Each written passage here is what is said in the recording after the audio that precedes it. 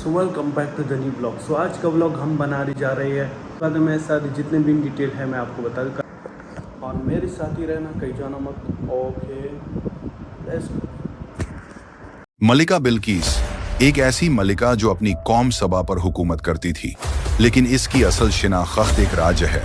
कुछ कहते हैं वो सिर्फ एक अजीम रानी थी, और कुछ मुफस्सिरीन लिखते हैं कि वो आधी इंसान थी और आधी जिन। सवाल ये है, अगर ये सच है तो आखिर इसकी कहानी शुरू कहाँ से होती है? कैसे एक ऐसी शख्सियत पैदा हुई जो न सिर्फ इंसानों के लिए एक मलिका थी, बल्कि जिन्नों की दुनिया का भी एक हिस्सा थी? इस सवाल का जवाब ढूंढने के लिए हमें लौटना होगा पुराने यमन के शहर सबा की तरफ, जहां दौलत, ताकत और इबादत का एक नया रंग नजर आता है, जहां लोग सूरज के सामने सजदा करते थे और जहां ताकत और अकल दोनों का मरकज मलिका बिल्कीस थी। इस वीडियो में आज हम ऐसी कहानी बयान करेंगे जो आपने सुनी तो बहुत बार होगी, लेकिन इस तफसील का आपको मालूम ना होगा जो आज हम इस वीडियो में बयान करेंगे। यमन का कदीम शहर सबा, ये वो सरजमीन थी जो अपने बागात, नहरों और तिजारत के लिए दुनिया भर में मशहूर थी। इस इलाके को देखकर यूं लगता था जैसे जमीन पर जन्नत उतर आई हो, लेकिन दौलत और खुशहाली के साथ साथ यहाँ एक गहरी गुमराही भी मौजूद थी। ये लोग सूरज की इबादत करते थे। हर सुबह जब सूरज निकलता, हजारों लोग जमीन पर झुककर सूरज को सजदा करते। कुरान की सूरह नम्ल आयत 24 में यही जिक्र मिलता है कि बिल्कीस और उसकी कौम सूरज के सामने झुकती थी। मलिका बिल्कीस की शख्सियत जितनी शानदार थी, उसकी पैदाइश उतनी ही पुरअसरार थी। इसके बारे में मुख्तलिफ अखवाल और रिवायत मिलते हैं। कहा जाता है उसके वालिद यमन के इलाके में एक अजीम बादशाह थे। दौलत और ताकत के बावजूद वो अपनी हुकूमत को महीद मजबूत देखना चाहते थे, लेकिन तकदीर ने उनके लिए एक ऐसा रास्ता लिखा था जिसे कोई समझ न सका। रिवायत के मुताबिक उस बादशाह का निकाह एक ऐसी औरत से हुआ जो जिन्नात की नस्ल से ताल्लुक रखती थी। उसी औरत के बतन से बिल्कीस की पैदाइश हुई। वक्त गुजरता गया और बिल्कीस अपने वालिद की वफात के बाद तख्त पर बैठ गई। अब वो सिर्फ बादशाह की बेटी नहीं रही थी, बिल्कीस पूरे सबा की मलिका बन चुकी थी। मलिका बिल्कीस ने अपनी अक्ल और हिकमत से इस अंधी कौम पर मजबूत गिरफ्त कायम की।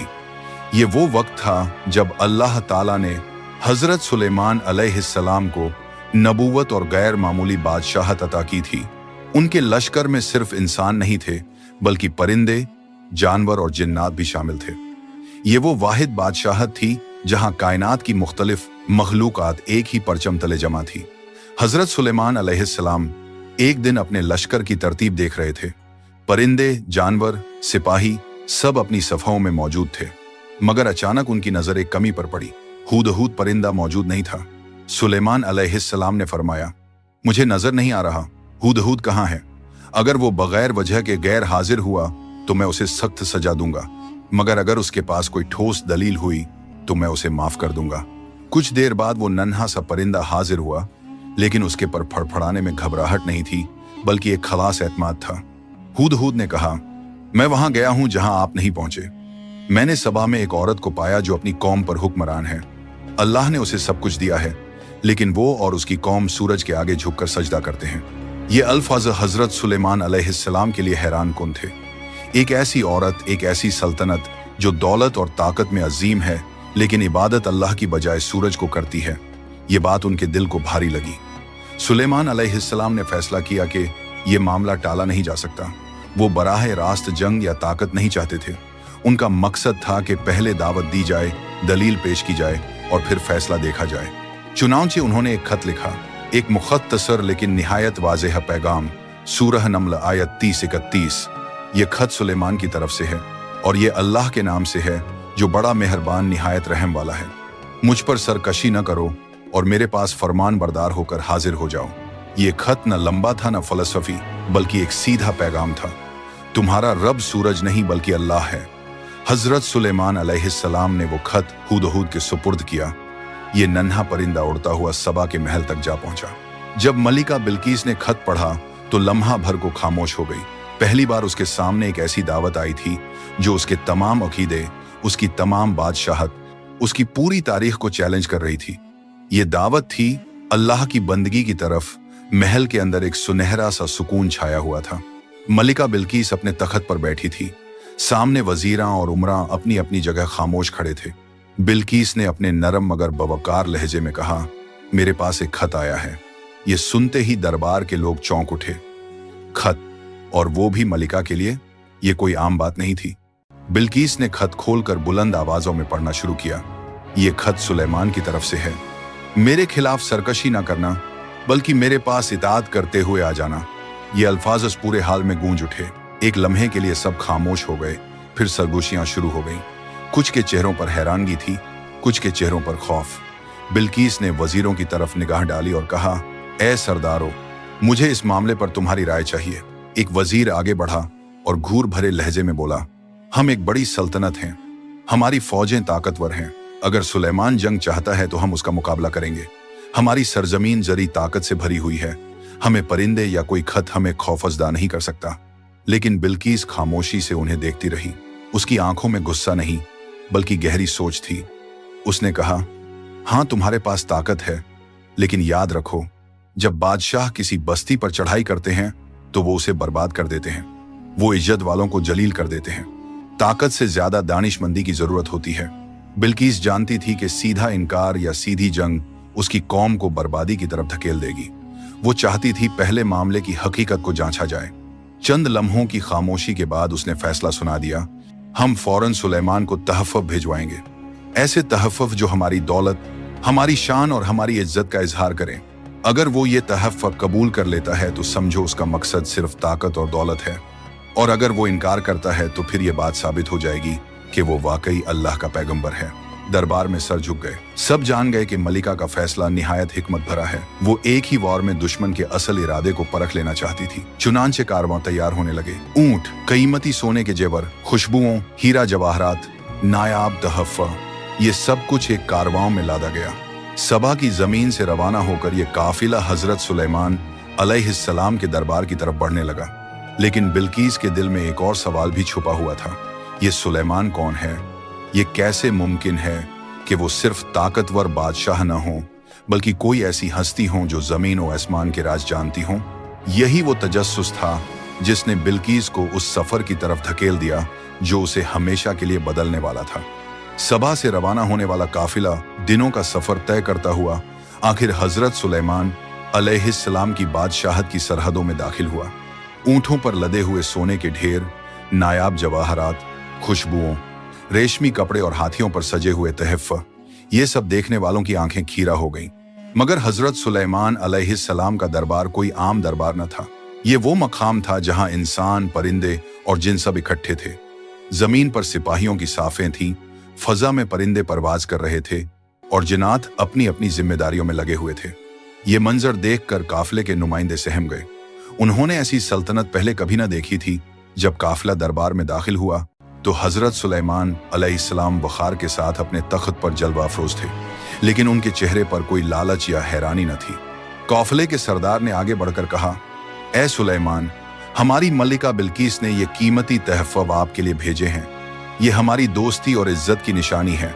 हजरत सुलेमान अलैहिस्सलाम ने एक लम्हे के लिए तहफ़्फ़ुज़ की तरफ देखा, फिर अपने मजबूत लहजे में फरमाया, क्या तुम मुझे माल ओ दौलत से राजी करना चाहते हो? जो कुछ अल्लाह ने मुझे अता किया है वो तुम्हारे सब तहफ़्फ़ुज़ से कहीं बेहतर है। वापस जाओ और अपनी मलिका से कहो कि अगर वो इताअत करते हुए ना आई तो मैं ऐसा लश्कर लेकर आऊंगा जिसका वो मुकाबला नहीं कर पाएगी। काफिले के नुमाइंदों के चेहरों से रंग उड़ गया।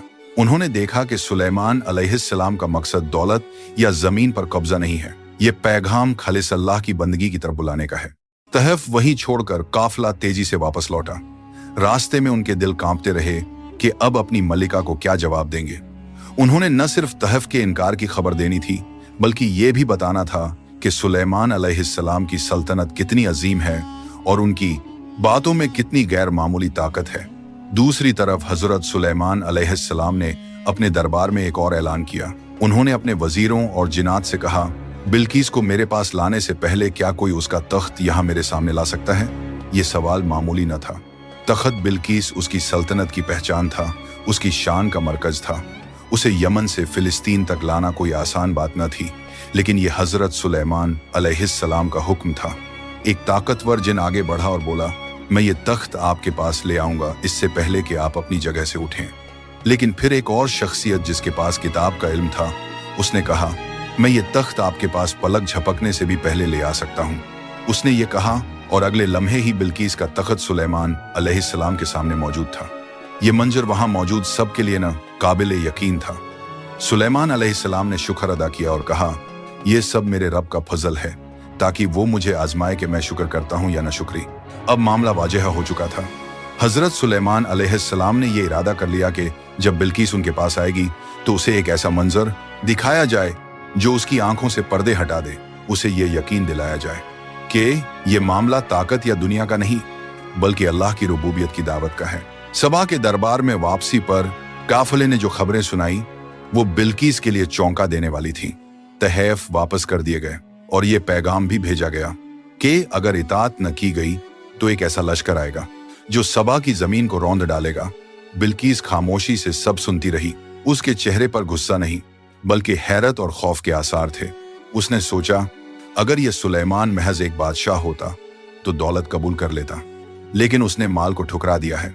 उसकी सल्तनत आम नहीं, उसके पास कोई ऐसी ताकत है जो इंसानी बस से बाहर है।